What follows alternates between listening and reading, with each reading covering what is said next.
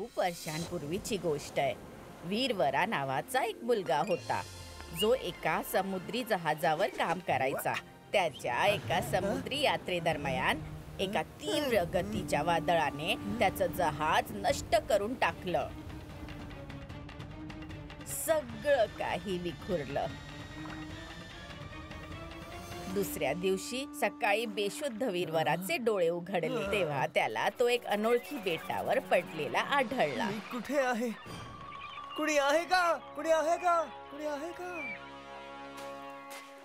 खूप दूरवर चालल्यानंतर वीरवराला अखेर एक शहर सापडलंच. लोक सापडली.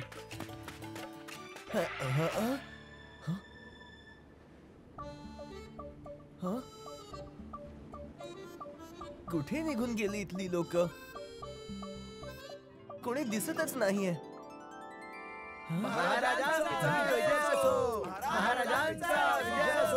महाराज कुठे? अरे अरे अरे अरे अरे,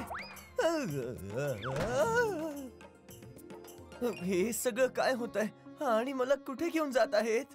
हे बेट जरी दिसायला कितीही सुंदर असलं तरी पण इथले नियम तितकेच विचित्र आहेत. इथल्या नियमानुसार जो कोणी माणूस इथे वाहून किंवा हरवून येतो त्याला ते त्यांचा नवा राजा बनवतात आणि आयुष्यभरासाठी जुन्या राजाला निर्जन बेटावर पाठवून देण्यात येतं.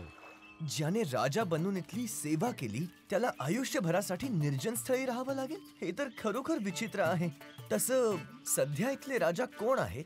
मी. वीरवराच्या आत्ता गोष्ट लक्षात आली की तो माणूस एवढा उदास का होता. कारण आता राजमहाल सोडून त्या निर्जन बेटावर जायची पाळी त्या वृद्ध व्यक्तीची होती. बेटाच्या नियमानुसार पुढच्या क्षणी वीरवरा महाराज वीरवरा बनला होता. पण या दरम्यान एक गोष्ट होती जी वीरवराच्या मनाला नेहमी त्रास द्यायची आणि ती होती की एक दिवस कोणी दुसरा राजा बनून येईल आणि त्या दिवशी त्याला सुद्धा निर्जन बेटावर जावं लागेल.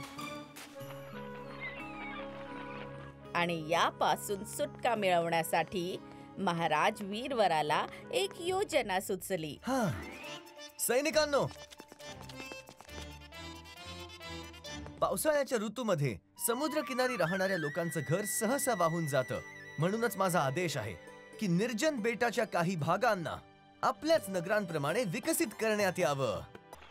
महाराज वीरवराच्या आदेशानुसार निर्जन बेटाच्या काही भागातलं जंगल तोडून त्याला विकसित करायचं काम सुरू झालं. आता निर्जन बेट निर्जन राहिलं नव्हतं आणि जेव्हा निर्जन राहिलं नव्हतं तेव्हा कुणा नव्या राजाच्या येण्यानंतर सुद्धा वीरवराला तिथे जाऊन राहण्यात चिंता कसली होणार होती. अशा प्रकारे त्याची ही योजना तर काम करून गेली. आणि If you like this video, subscribe to our channel Murthy Media.